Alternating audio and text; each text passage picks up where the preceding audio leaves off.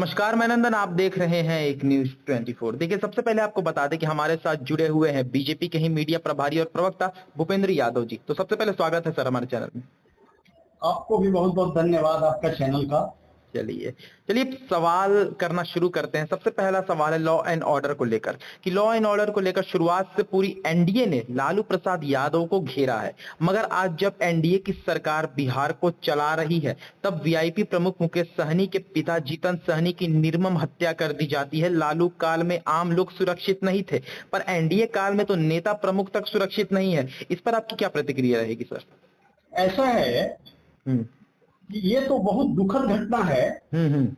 हमारे बिहार के VIP party के चीफ मुकेश सहनी जी के पिताजी की हत्या जीतन सहनी जी की 15 जुलाई रात्रि में कर दी गई। उसमें इस हत्या में कुछ गांव के ही मोहम्मद कासिम नाम के एक लड़का है जिसने उनको धारदार हथियार से सोए हुए अवस्था में किया है। इसका सबसे बड़ा कारण ये पता चला है प्रशासन द्वारा कि वो सूद पर पैसा लगाते थे। और सूद पर पैसा देने के क्रम में उस बच्चे का मोटरसाइकिल वो गिरवी रखे थे। और उसी का प्रतिशोध जो है ये जो है घटना हुई है। तो हम तो समझते हैं कि यह दुखद है।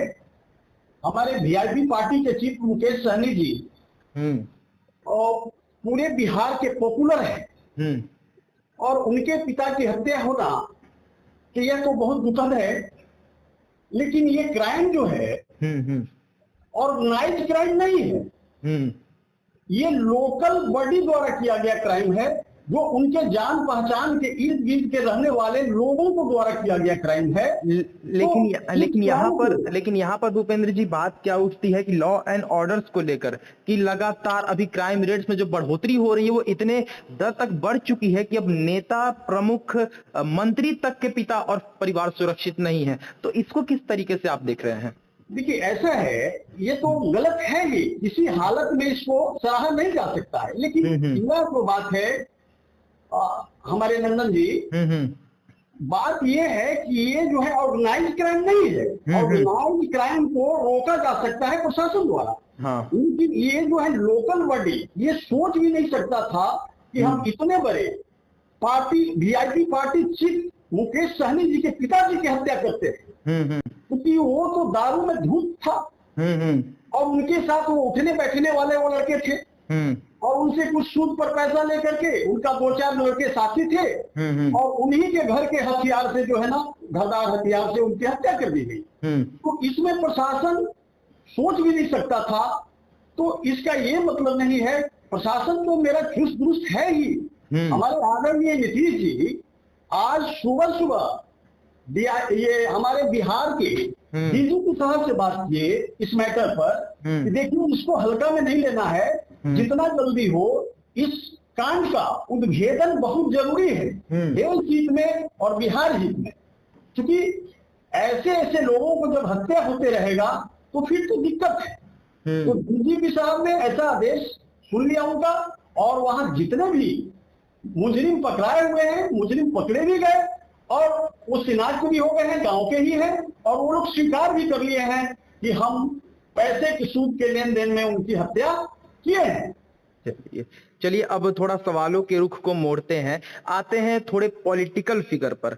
20, 23 और 25 को पासवान समाज पटना में लाखों की संख्या में पहुंचेंगे और 25 को विधानसभा घेराव भी करेंगे चिराग पासवान के खिलाफ। यहाँ पर ये मुद्दा उठता है कि चिराग पासवान जो पासवान कम्युनिटी से बिलोंग करते हैं, वही कम्युनिटी चिराग पासवान के खिलाफ मोर्चा निकाल रही है और उनके विरुद्ध में कह सकते हैं अगेंस्ट में लगातार भीड़ जुटनी शुरू हो चुकी है पटना में, जो कि 20, 23 और 25 को भारी संख्या में आएगी। तो क्या चिराग पासवान और लोजपा और एनडीए के लिए ये कोई संकेत है कि आने वाले समय में, क्योंकि चिराग पासवान की जो कम्युनिटी है वो सबसे हार्डेस्ट कम्युनिटी मानी जाती है और वही पासवान चिराग पासवान के खिलाफ अभी हो रहे हैं धीरे धीरे, क्या कारण है इसका?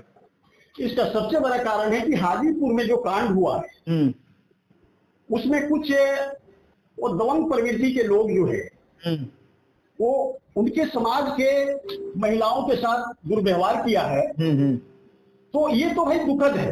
इस पर हमारी सरकार जो है नजर बनाए हुए है और किसी प्रकार को, किसी भी लोगों को या किसी भी किसी कम्युनिटी को प्रताड़ित करने का ये परंपरा हम लोग चलने नहीं देंगे। क्योंकि हमारे आदरणीय सम्राट चौधरी जी, हमारे आदरणीय नित्यानंद जी, हमारे आदरणीय मुख्यमंत्री नीतीश कुमार जी इस सारी घटनाओं पर जो है अपना नजर बनाए हुए हैं। और रही बात हमारे चिराग पासवान जी की, तो हमारे चिराग पासवान जो एनडीए के डायनामिक पर्सनालिटी हैं, इनको कम से कम वहां जाकर के उस घटना की जो है जानकारी लेनी चाहिए, सहानुभूति देनी चाहिए थी। लेकिन इसमें ये कुछ लेट कर गए, इनको लेट नहीं करना चाहिए। कहीं भी बिहार के अंदर में घटना होती है तो क्योंकि वो पासवान कम्युनिटी के साथ घटना घटित हुआ है, जो हॉस्पिटल में भर्ती हैं कुछ लोग, महिलाएं हमारी, तो उसमें इनको सहानुभूति के लिए वहां जाकर के इस जो वहां अलगाव था उसको खत्म किया जा सकता था हमारे समझ से। लेकिन उनके पास तो देश का बहुत बड़ा बागडोर मिल गया है, वो पूर्ण देश को जो है ना संभालने के लिए उनके पास ऐसा मंत्रालय मिला हुआ है, तो वो देश हित के बारे में सोच रहे हैं। उनके पास में थोड़ा समय अभाव की कमी है। मगर सर यहाँ पर देश हित के बारे में सोचेंगे तो अपने कर्म भूमि और जन्मभूमि को ही वो भूल जाएंगे, फिर कैसे चलेगा? कि जहाँ के सांसद हैं, वो जिस हाजीपुर के वो सांसद हैं, मानते हैं कि अभी मंत्री हैं वो, और केंद्र को देखना भी आवश्यक है, लेकिन जहाँ से वो बिलोंग करते हैं उसी जगह को इस तरीके से निगलेक्ट कर देंगे तो फिर कैसे चलेगा? नहीं, ये दिक्कत है, इसमें हम भी आपको स्वीकार कर रहे हैं। उनको आना चाहिए, वहां जानी चाहिए थी और जाकर के वहां के लोगों को सहानुभूति आप गेन करते और वो आएंगे, वो जाएंगे भी वहां। वो बोले हैं हमारे जो है, जो एनडीए के पार्ट हैं हमारे, और हमारे आदरणीय सम्राट जी भी इस घटना पर नजर बनाए हुए हैं, हमारे आदरणीय नित्यानंद जी भी, हमारे आदरणीय मुख्यमंत्री नीतीश कुमार जी भी जो है इस घटना पर नजर बनाए हुए हैं, ताकि जो है किसी प्रकार का इसमें मॉडरेशन आगे न बढ़े और लाइन ऑर्डर दुरुस्त रहे। और ये लोग जो जुलूस निकालने की बात सोच रहे हैं, तो ये कहीं न कहीं ये लोग राजद प्रस्त हैं, ये लोग राजद के ही एक कैसे कहते हैं इसको, मतलब ऑर्गेनाइज, मतलब आप ये सीधा ब्लेम लगा रहे हैं कि जो लोग मोर्चा निकाल रहे हैं, विधानसभा का घेराव जो पासवान कम्युनिटी, जो दलित कम्युनिटी कर रही है, वो राजद के लोग हैं, राजद के तरफ से ऑर्गेनाइज्ड लोग हैं। हाँ, कहीं ना कहीं इसमें राजद के ऑर्गेनाइज्ड लोग हैं। लेकिन सर यहाँ पर देखा जाए तो हम अगर एक सेकंड के लिए मान लें कि हाँ वो राजद से ऑर्गेनाइज्ड लोग हैं, तो क्या वो ग्राफ हम भूल सकते हैं जो हाजीपुर में लगातार यादवों के तरफ से पासवानों को और मारा जा रहा है? क्योंकि अगर यादव के तरफ से पासवानों को मारा जा रहा है, फिर कहां से कह सकते हैं हम कि ये राजद के लोग हैं? क्योंकि हो तो पासवान के साथ ही रहा है ना, और वही पासवान यहाँ पर मोर्चा निकाल रहे हैं, जो साफ तौर पर दिख रहा है कि हाँ वो नाराज है, क्योंकि दफादार चौकीदार भी नाराज है, वो भी ये कह रहे हैं, उसमें वो भी शामिल है। उनका भी यही एलिगेशन था कि चिराग पासवान जब नहीं थे मंत्री, जब इनके हाथ में कोई पद नहीं था, तब हमें लगता था, अंदर से एहसास होता था कि चलो चिराग बनेंगे तो अपनी कम्युनिटी को देखेंगे, लेकिन जब चिराग बनते हैं, मंत्री पद हाथ में आती है उनकी और वो सांसद बनते हैं, फिर भी हमारा हाल वैसा ही है जैसा पहले था। तो चिराग पासवान के आने या ना आने से पासवान कम्युनिटी में कोई फर्क नहीं पड़ा है। हम चौकीदार दफादार की बात कर रहे हैं। नहीं, ऐसा है मेरे भाई, हमारे चिराग पासवान जी इस सारी बातों से चिंतित हैं। ऐसा नहीं है कि वो लापरवाही बरत रहे हैं, उस पर जिक्र भी उन्होंने किया है।